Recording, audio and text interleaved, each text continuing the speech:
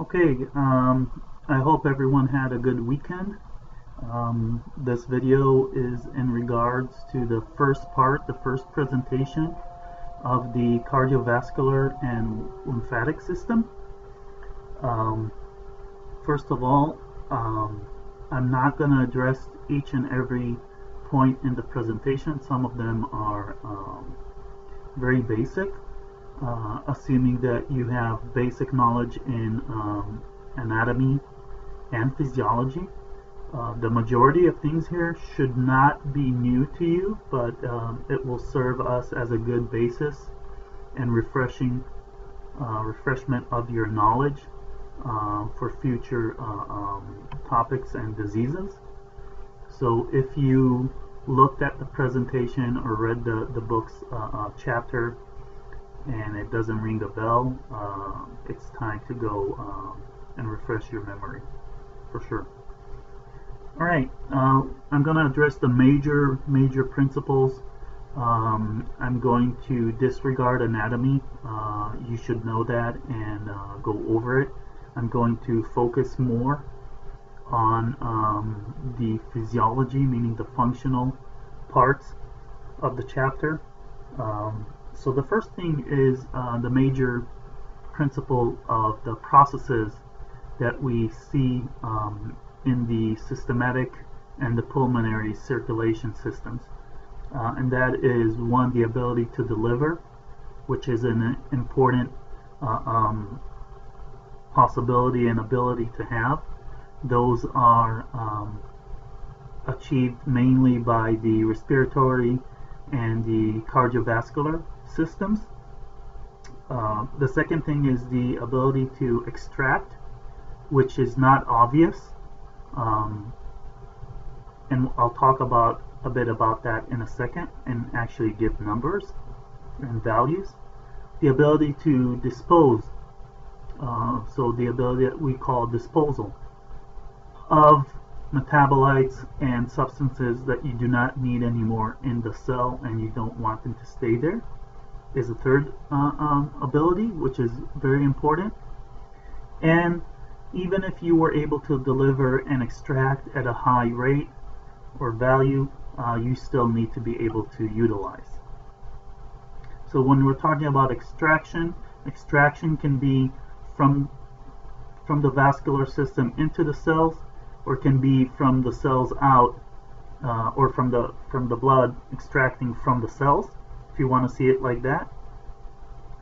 Disposal is an outcome of the need to get rid of things and the ability of the vascular system to extract that.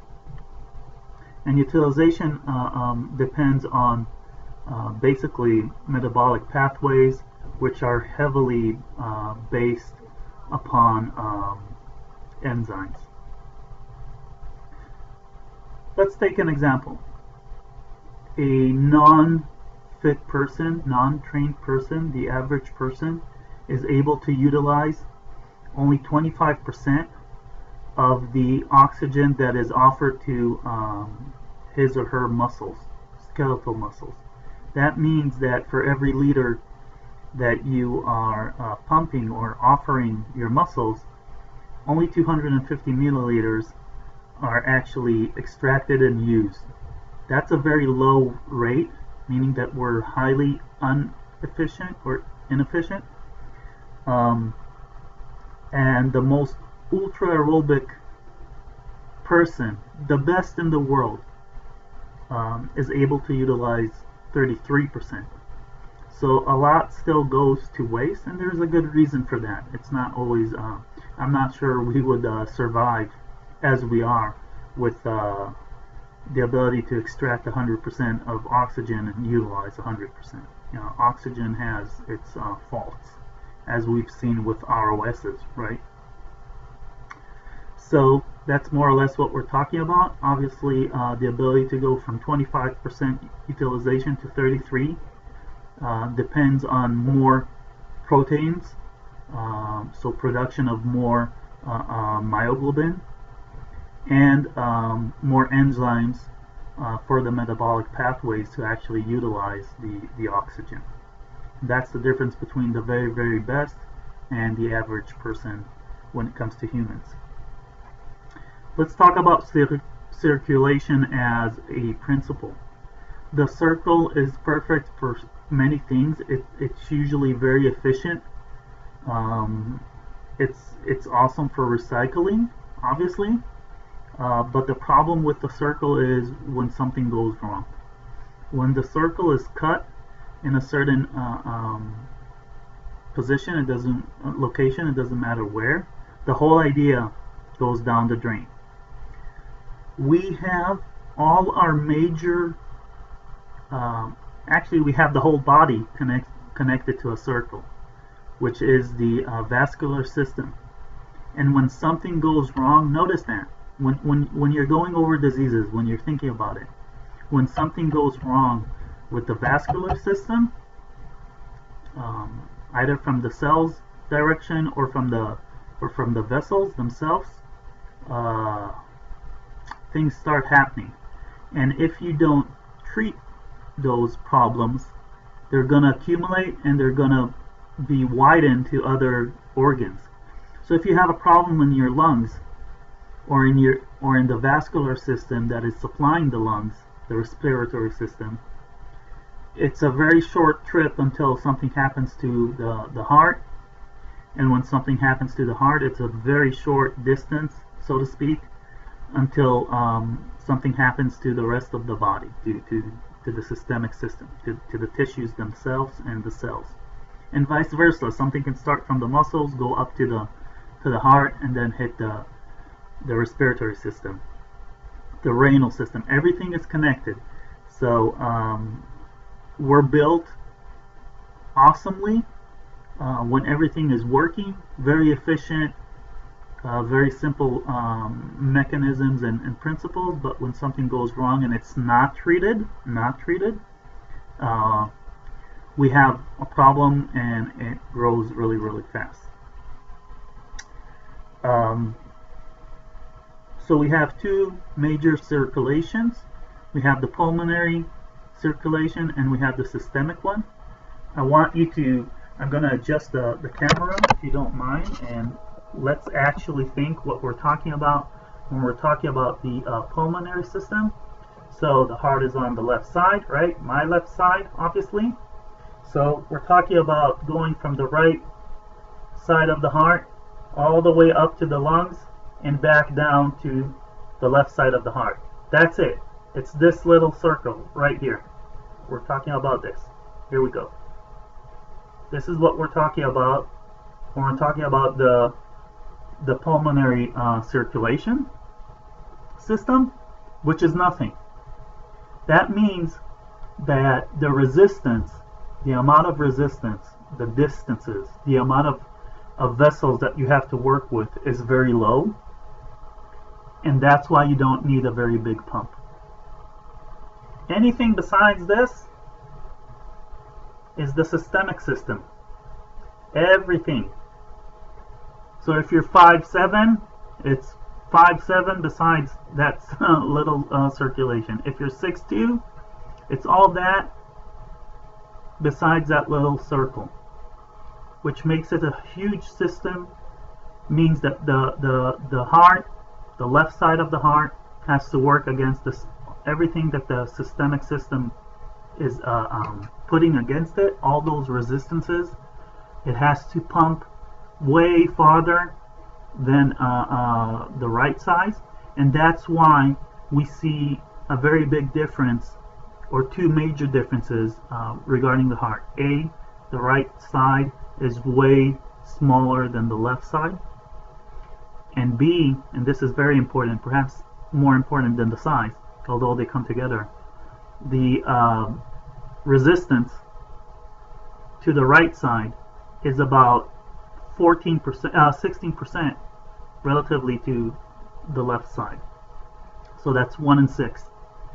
So that's why our left side is bigger and thicker, and that's why it has a bigger mass, muscle mass, and that's why the heart is leaning to your left. Since that happened, the heart kind of in the past collided into the lungs, and that meant that we couldn't have the same size of lungs on the left and the right sides, and that's why the left side is a bit smaller. So we've already talked about the principle of structure and function, and the heart is an amazing example of that.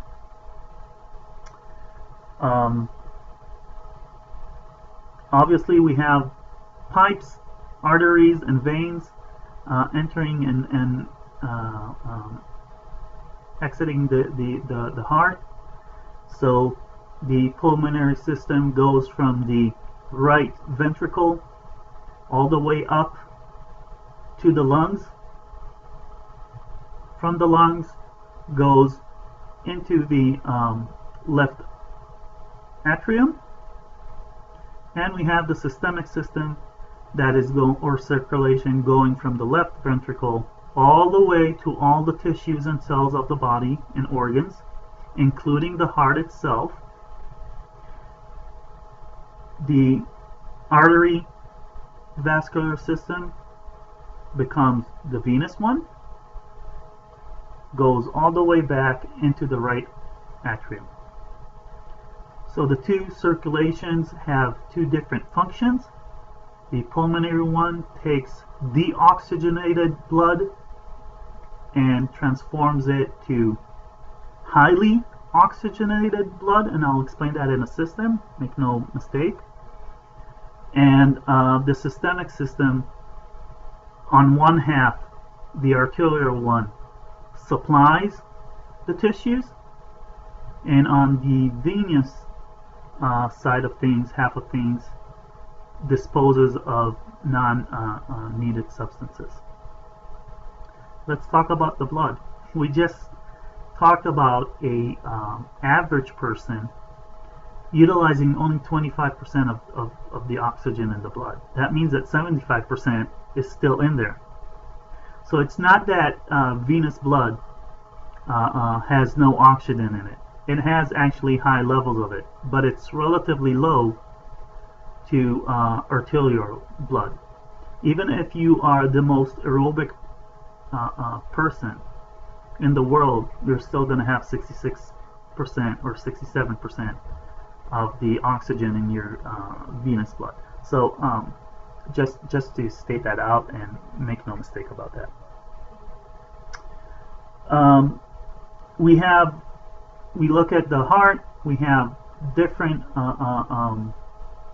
structures in the heart.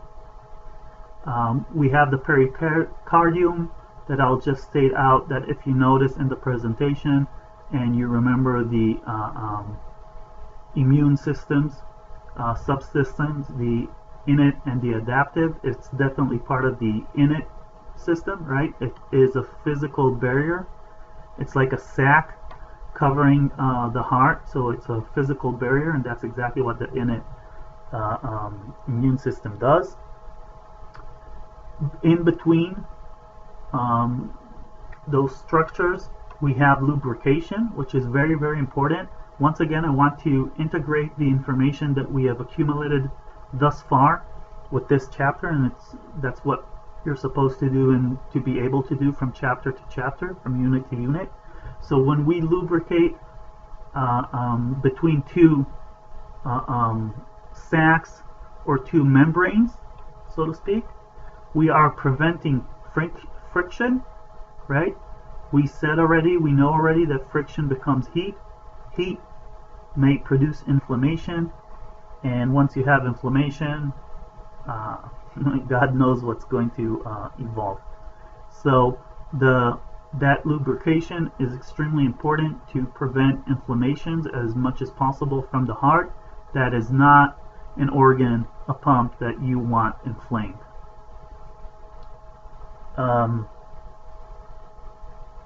Let's talk about work versus efficiency. Efficiency, by definition, is the ratio between the work that is produced to the cost, meaning energy, ATP. Okay, so you have a few options.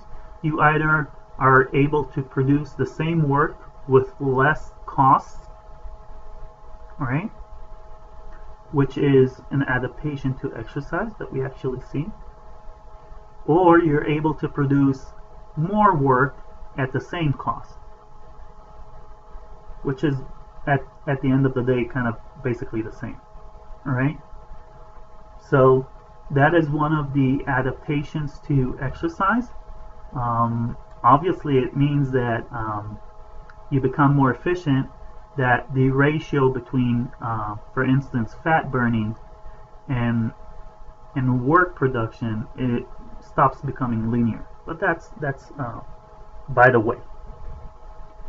So in our heart, in principle, and in our muscles, the whole body actually, come to think about it, the body, the brain kind of wants to preserve ATP.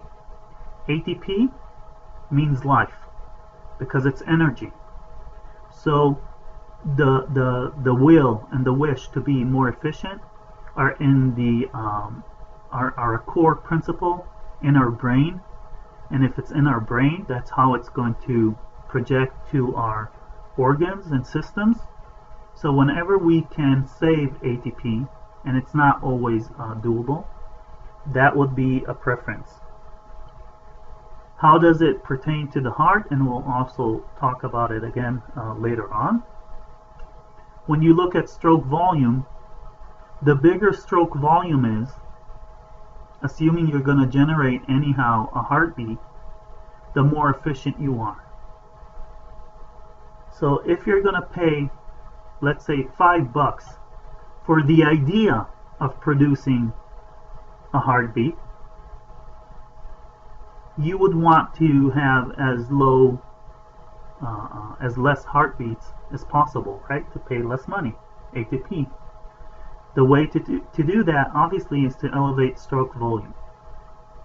That's not always doable, because sometimes you have to supply blood and oxygen and the nutrients according to time, to a certain time schedule or table, and not efficiency.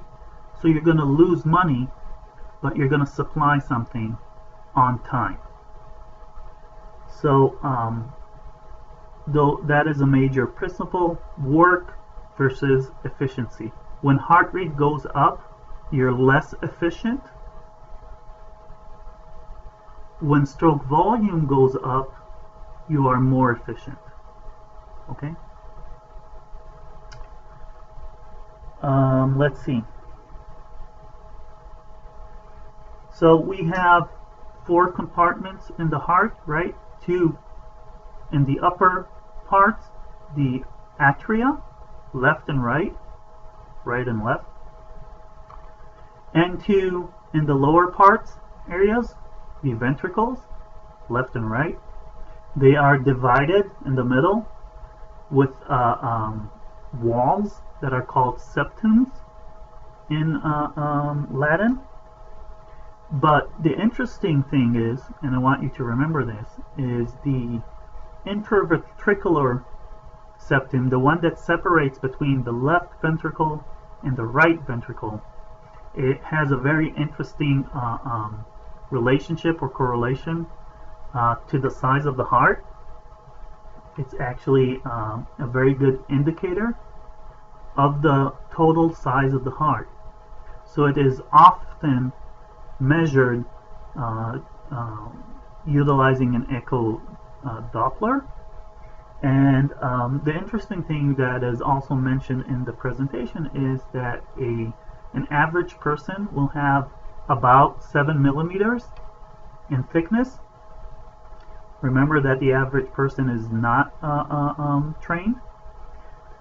An ultra anaerobic athlete will have about 15 millimeters, and an ultra aerobic person will have about 13. The interesting part is that while in both cases of ultra athletes, the heart thickens, in the aerobic athlete, it thickens outwards, increasing the ventricle, increasing stroke volume, and in anaerobic athletes, it thickens mostly inwards.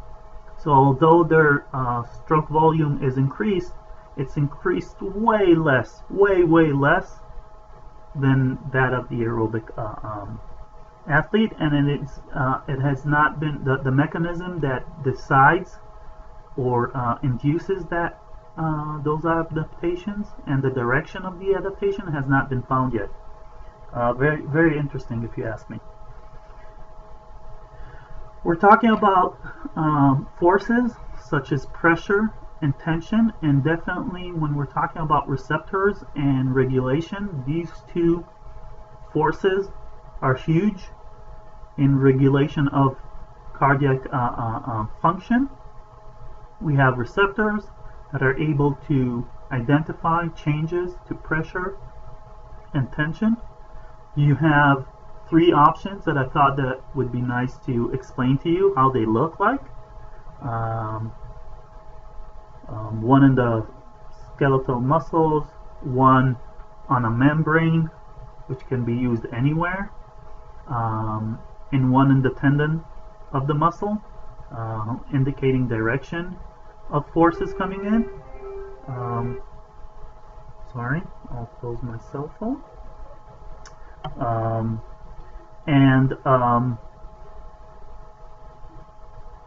Perhaps the third thing to add would be volume. So when you take a sack and you start feeling it, the volume goes up, the pressure on the sides goes up, sorry, and the tension of the membrane of the outer part goes up.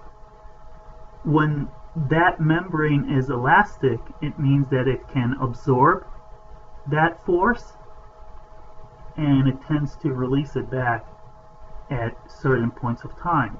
That is exactly the simple principle and mechanism that the heart is using during every one of your heartbeats.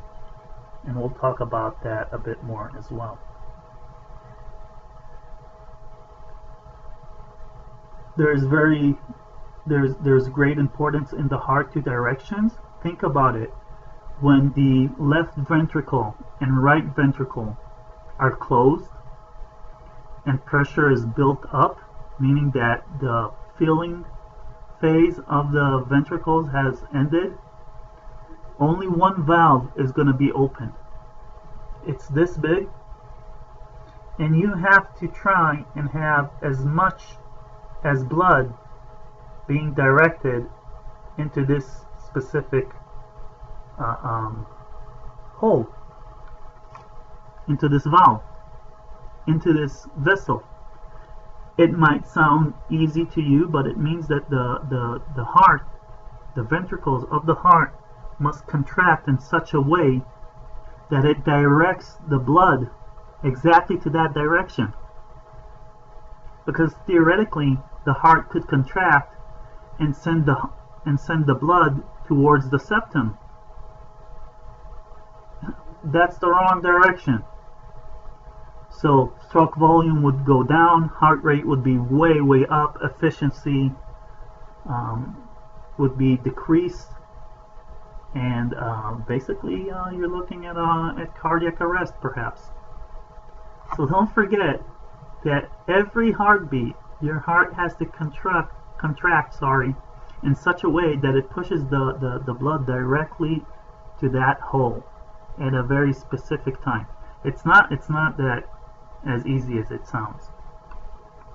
Of course, the pressure buildup and the pressure gradient between the ventricle and the vessel that it's going to pump the blood into helps, extract blood from there. But still, at the end, when you're trying to extract or eject as much blood as possible, then it's not so easy as when you start ejecting blood. So remember that. It's very, very interesting. Let's see. So we have the cardiac cycle. The cardiac cycle is definitely dominated by pressures and pressure gradients. It has active phases and passive phases. Usually the passive phase is first, and then the active phase is second. The passive phase uses gravity and differences between pressure between two areas, so that would be a pressure gradient once more, to fill the compartment that needs to be filled at that time. And the active phase usually is that additional buildup of pressure, extra filling to try and get a bit more blood into the ventricles, and of course pressure buildup and force, contractility, in order to eject as much blood as possible to the vessels. Mind you, ejection is never 100%. So the efficiency of the heart is not 100%. It's not as easy as it sounds. Alright, so we have the filling phase of the heart that you know very well. I hope so. You've been taking with Jill ECG or with other teachers. You've learned it most probably in advanced phys. So this is not new. We have the diastolic phase, which we are gathering volume in the heart. The heart is relatively relaxed, not completely relaxed, and is gaining volume of blood in it towards the systole or systolic phase, where the end point of it is the ejection of blood into a vessel.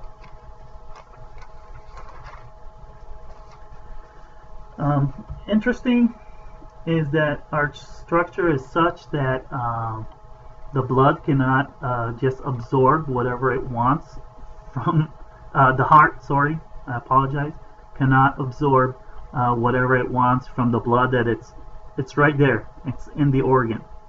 Instead, it has to pump it out and then have it pumped back through the coronary circulation. Interesting choice, so to speak. I'm not sure it's the most efficient and smart one, but it definitely is interesting. So the coronary circulation passes through all three layers of the heart and then breaks down to sub vessels that penetrate every level of the heart, and the heart is well vesseled, supported with blood, obviously. There is an ability to block certain vessels. They can be blocked either naturally or unnaturally, and you can increase the capillary bed through a process that we already talked about and encountered called angiogenesis. The major factors that will inducers to angiogenesis will be low perfusion of oxygen, that we call hypoxia, right? And the existence of growth factors that are released due to hypoxia. When we're talking about ischemia usually leads the lack of supply of oxygen to a tissue, right? Ischemia leads to angiogenesis.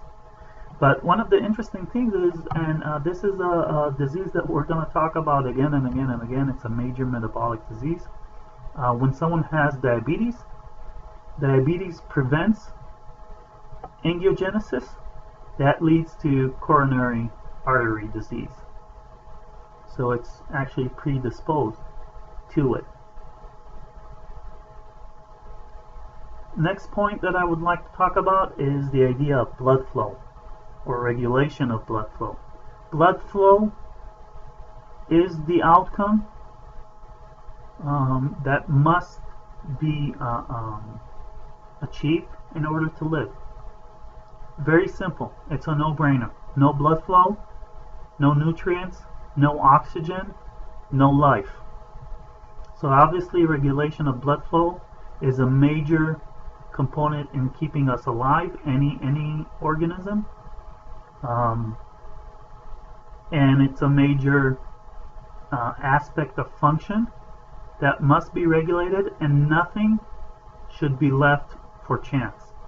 Exactly like the work of the heart, right? Blood flow equals oxygen. Oxygen by far is the #1 concern of the body. Major systems operate according to oxygen levels. Receptors are highly sensitive to oxygen. It is regulated and supervised in more than one way. So failure is not an option when it comes to oxygen. Any decrease in oxygen will have immediate and severe outcomes. So we want to make sure that blood flow is regulated. We will talk more about blood flow and what's going to influence it in depth in a few minutes, but remember that. Another very important characteristic of the heart is the ability to conduct electricity. One of the major characteristics of the heart, perhaps, and it's in and no pun intended, in the heart of the function of cardiac function. The heart is innervated with two systems. One is external, being influenced by the nervous system, both parasympathetic and sympathetic, and an independent system. Think about it. Do you want your heart to stop working? No. So you want a failure-proof structure that leads to a failure-proof function. So the heart is usually governed from the outside, externally, but if need be, it has its own pacemakers, its own ability to conduct and induce electricity, meaning an actual potential that will lead to contracting the heart. So those are two major characteristics that we encounter with the heart, and the idea is, to a certain point obviously, to prevent failure of our major pump. So within the heart we have a hierarchy of pacemakers. Basically, the majority of the cells of the heart can pace the heart. And the interesting part, and this connects us to the first unit that we've learned about membrane potential. So the cells are negatively charged in their resting potential. Once again, the heart doesn't actually have a resting potential, but it does have a semi-resting potential, and the rule is this: it doesn't matter what direction you take this. The more negatively charged a cell or a membrane is, the more time it's going to take to produce an action potential. You can also take it to the other direction. On the other hand, the less negatively charged a membrane is, the less time it will take to produce an action potential. So naturally, when you look at all the cells of your heart, they have different levels of membrane potentials. They are charged negatively, but some are less negative and some are more negative. That means that the cell or the area that is less negatively charged will wake up electrically first and set the pace. that is exactly how the hierarchy of the pacemakers in the heart work. From the SA node, the sinoatrial node, which is the main pacemaker, down to local pacemakers within the myocardium itself. And when one fails, the next one will take place. The next cell that is less negatively charged, and even if it's by a bit, will become the pacemaker, making all the rest of the cells react, and so on and so forth, until it is impossible mechanically to excite the heart enough to produce a beat, to produce a stroke volume that is functional. All right. When we're talking about action potentials, we're talking about ions. When we're talking about ions, we're talking about sodium, we're talking about potassium, we're talking about chloride, and we're talking about the ability to conduct that from cell to cell. That was a hint. A hint to what? To gap junctions. So any changes in ionic concentration, any changes in tonicity of fluids in the body, any problems with our gap junctions that are in charge of communication and conductance from cell to cell is going to influence our heart, and is going to show on ECG. So, hyponatremia, hypernatremia, hypokalemia, hyperkalemia, and so on and so forth. Those are shifts, changes for worse from hemostasis of ions that are going to affect the cell and its ability to conduct, and it's going to affect the heart at some point.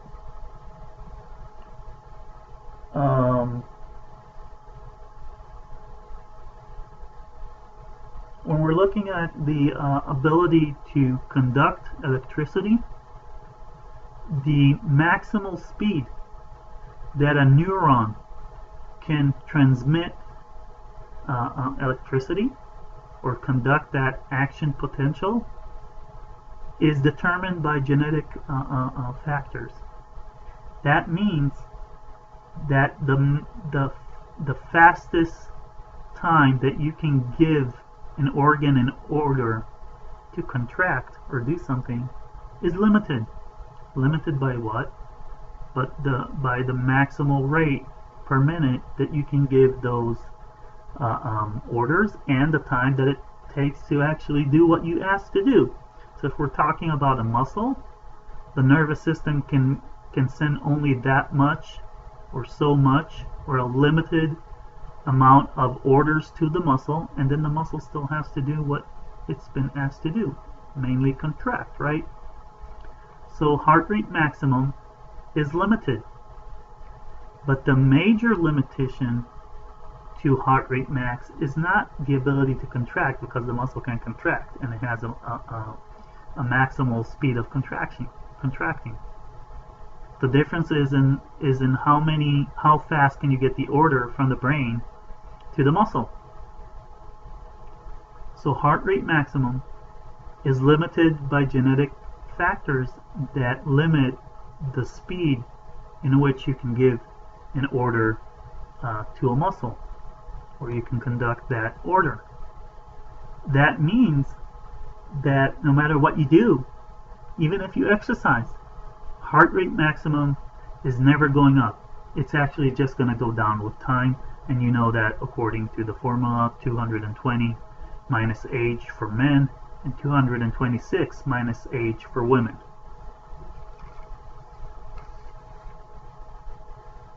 Alright, we know that the heart does not really rest. It has a buildup of potentials and tension, electrical tension as well, so it's not really resting. and that constantly, that's very important because when you look at a heart, at the mechanical cycle of the heart, when you look at one cycle that produces a beat, you don't have a lot of time to rest. So basically it is an organ, a muscle that never truly rests. So the idea of intensity zero for the heart doesn't exist. Alright, we talked about external innervation of the heart. We have the sympathetic nervous system and the parasympathetic system. Let's start with the sympathetic. It's very simple. It uses powerful processes to excite the heart. That would be beta adrenergic receptors, and that would be catecholamines, which are very potent substances that can be used. Very powerful means. That means that heart rate will go up. And the parasympathetic system does not excite anything, rather than inhibits the ability to excite the system. So those are two different mechanisms. The major nerve is the vagus nerve. An interesting point about the vagus nerve, if you will look at an anatomy atlas, you'll see that it goes all the way down to your stomach. So a lot of times processes that have to do with the cardiac system influence the abdomen area and vice versa. The vagus nerve decreases the excitement level of the AV node, and if you think about it, you can't excite the whole heart without going through the AV node, so that's a very strategic place to be connected to. Let's talk about the strength of the heart. The ability to eject or inject blood into the vessels is greatly influenced by the heart's ability to produce strength and force in order to push that blood into the vessel. That strength depends on the length of the muscle, of the cells themselves, the cross-section area, meaning the thickness of the membrane that we've talked about, with the intraventricular septum being a very good representative of that. It is dependent on hormones to help produce and regulate force and contractility, the ability of the cardiac muscle to shorten. It depends on innervation, which in the heart's case there's no problem with that. It's highly innervated. Elasticity of the connective tissue of the heart, which in this case we have very high elasticity when everything is okay. We have the relationship between volume and stretch, so that would be how much are you filling the heart up with blood, which depends on venous return, right? The ability to release calcium and the amount of calcium that you have. Calcium released from the sarcoplasmic reticulum has a very strong influence on strength, and by the way, if we're talking about it, on fatigue. This principle applies also for skeletal muscles, just so you know.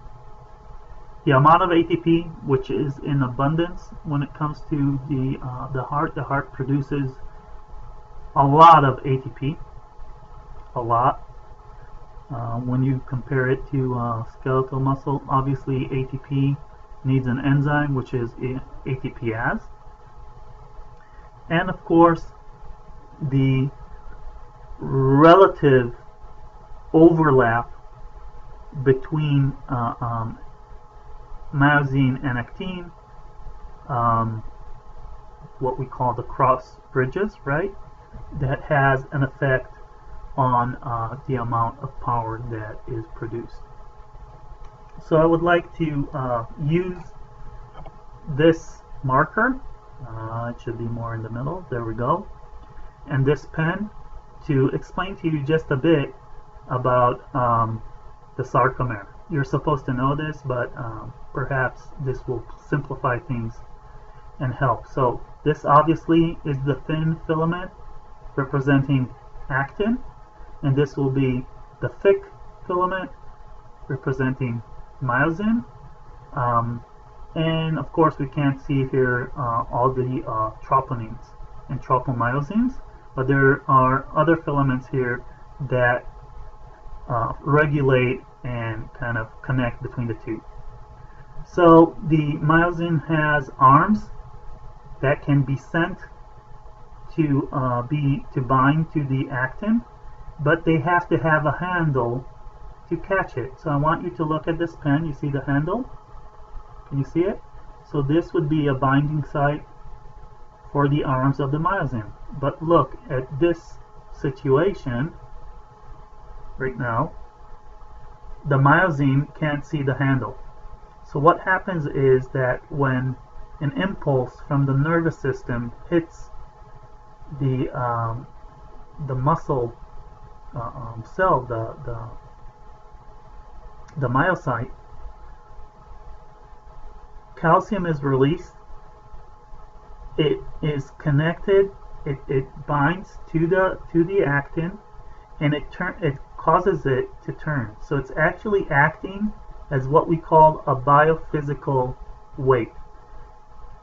At some point, the rotation ends, and you can see that the handle right now, the binding site for myosin, is apparent to the myosin, and now the myosin arms can actually catch this handle and start moving actin back and forth. So here's the interesting part. With actin moving backwards, what you see from the side is the muscle being increased in length, right? And when it's brought back, you can see the muscle being shortened.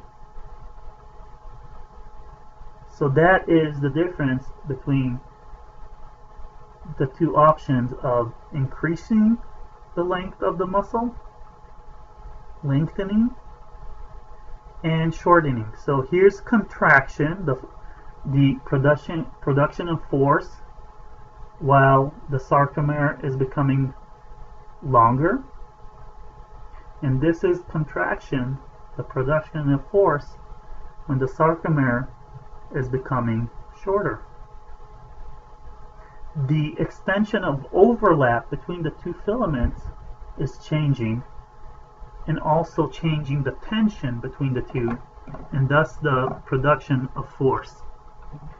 So the amount of overlap between these two major filaments, although there's others, does influence greatly the amounts of force that is produced by the sarcomere and the total amount of force that is produced by the muscle. Of course, we have isometric contraction, meaning that you are producing pressure and force without actual movement. So that would be pressure buildup. So I hope that perhaps helped to explain that a bit. So obviously the relative condition or location between the filaments during contraction will influence the strength or the force produced. The heart, as we said, has to be fail-proof. It's not fail-proof completely, but it's well built to prevent that as much as possible.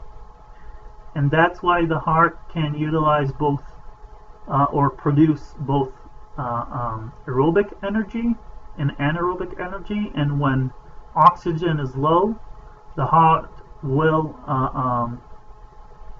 convert to anaerobic energy, and it's also highly adaptive to the ability to work with lactic acid. It has its own abilities and high abilities of breaking down lactic acid.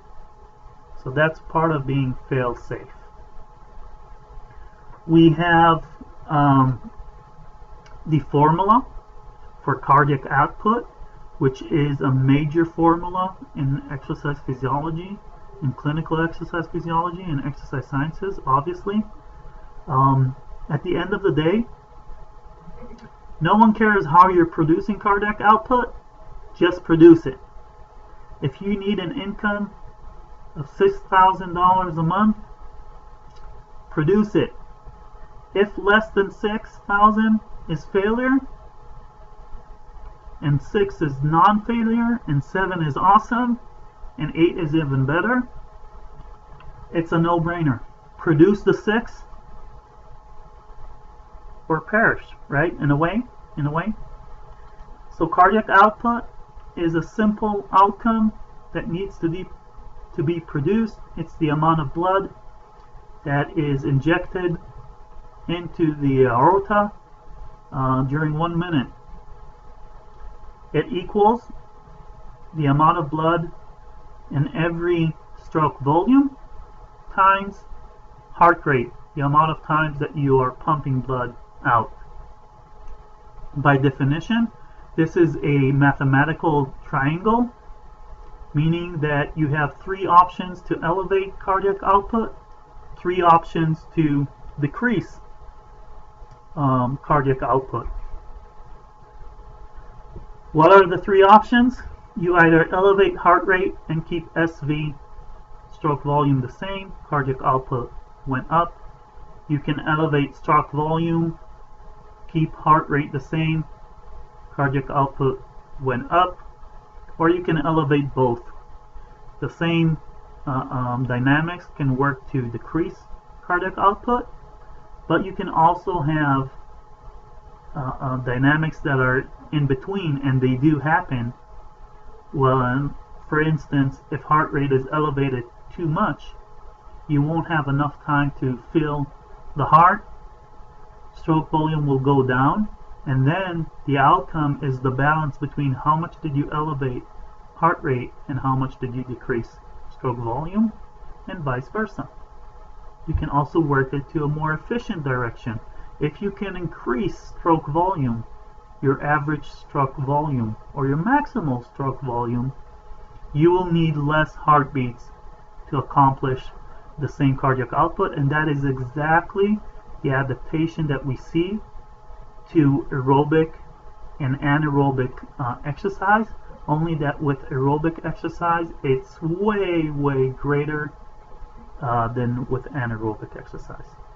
So efficiency is a major adaptation to exercise.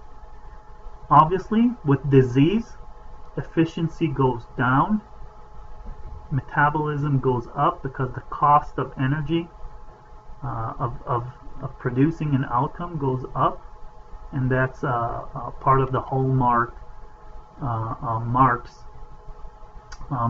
of disease, especially when it comes to the heart. Obviously, high metabolism has its costs in energy, leading to fatigue, and that's why fatigue is part of diseases that have to do with the heart and other organs as well, but it's a principle. What else? We have natural differences between women and men, adults and children and fetuses. Theoretically, the bigger the person, the bigger the heart, the bigger the stroke volume, the lower the heart rate will be. This rule is correct and exact with all mammals. It doesn't always occur with other organisms and creatures. That's why women have, in average, between 5 to 6 heartbeats more than men, and they have, in average, a lower relative maximal VO2.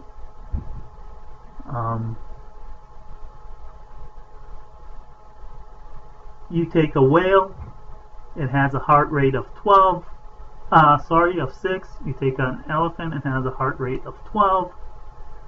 A person's heart rate, in average, non-trained person, obviously, is 72, not 75 like the book said. By the way, did you notice that the book contradicts itself? At some point it writes 75, at some point it writes 70. I'm offering 72. Any buyers?